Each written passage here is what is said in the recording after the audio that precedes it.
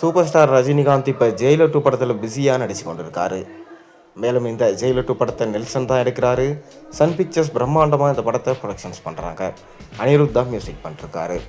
September மாதம் இந்த படம் வெளியாகும் என தற்போது தகவல்கள் வெளிவந்த வண்ணம் இருக்குது. அதைத் தொடர்ந்து தலைவர் 173 படத்தில் சூப்பர் ஸ்டார் நடிக்க போகிறாரு. கமல்ஹாசன் தான் இந்த படத்தை ப்ரொடக்ஷன்ஸ் பண்ண போகிறாரு. இப்படி இருக்கிற சூழலில் தான் தலைவர் 173 படத்தோட இயக்குனர் யார் என்றே இப்போ வரைக்கும் படக்குழு அனௌன்ஸ்மெண்ட் பண்ணலை. ஆரம்பத்தில் சுந்தர் சிங் சொன்னாங்க, அதை தொடர்ந்து சிபி சக்கரவர்த்தின்னாங்க, இப்போ அஸ்வந்த் மாரிமுத்துன்னு சொல்கிறாங்க. ஆனால் இது எதுவுமே அஃபிஷியலான நியூஸ் இல்லை. நமக்கு கிடைச்சிருக்க தகவல் என்னென்னா, ஷங்கர் அவர்கள் தான் ரஜினியை சந்தித்து ஒரு கதை சொல்லியிருக்காராம்.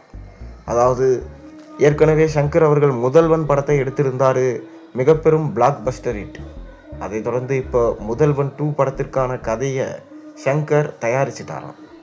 ஏற்கனவே ஷங்கர் எடுத்த இந்தியன் 2 படமாக இருக்கட்டும், கேம் சேஞ்சர் படமாக இருக்கட்டும், 2 படங்களுமே பார்த்திங்கன்னா அட்டு ஃப்ளாப்.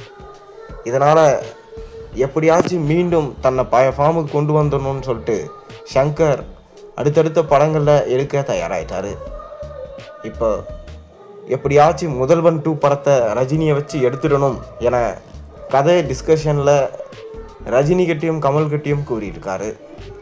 ரஜினிக்கு இந்த கதை மேலே சில ஆர்வம் ஏற்பட்டுருக்கிறதா சொல்லப்படுது. ஆனால் கமலுக்கு சுத்தமாக விருப்பம் இல்லையாம். அதற்கு காரணம் இந்தியன் 2 படத்தோட தோல்வி தான். மேலும் இந்தியன் 3 படம் முடங்கி போய் கிடக்கு. அது எப்போ ரிலீஸ் ஆகும் என்றே தெரியல. அதுக்காக ரஜினி என்ன சொல்லியிருக்காருன்னா, கண்டிப்பாக இந்த கதை நல்லாயிருக்கு, டெவலப் பண்ணுங்க, கண்டிப்பாக எடுக்கலாம். தலைவர் 173 இருக்க கூட அதிக வாய்ப்பு இருக்குது. அப்படி இல்லை என்றால் இந்த படம் தலைவர் 175 இருக்க அதிக வாய்ப்பு இருக்குது என்று சொல்லப்படுகிறது. மேலும் ஷங்கர் அவர்களுடைய இந்தியன் 2 படம் அட்டு ஃப்ளாப் ஆனதுனால, கேம் சேஞ்சரும் மொக்க வாங்கினதுனால இந்தியன் 3 படத்தை தான் மக்கள் நம்பி கொண்டு இருக்காங்க. இந்தியன் 3 படம் மட்டும் வேறு லெவலில் கொடுத்துட்டாருன்னா கண்டிப்பாக பழைய ஃபார்முக்கு வந்துடுவார். அதைத் தொடர்ந்து வேல்பாரி நாவல் எடுக்க போகிறதாகவும், அதில் ரஜினிகாந்த் முக்கிய கதாபாத்திரத்திலையும் கூட விக்ரம், சூர்யா 2 பேரும் நடிக்க போகிறதாகவும் சொல்லப்படுது.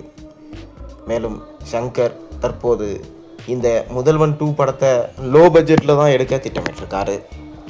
கேம் சேஞ்சர் அளவுக்கு மொக்கையாக எடுக்கலனாலும் கண்டிப்பாக ஷங்கரோடைய பழைய ஃபார்மை நம்ம திரும்பி பார்க்கலாம்.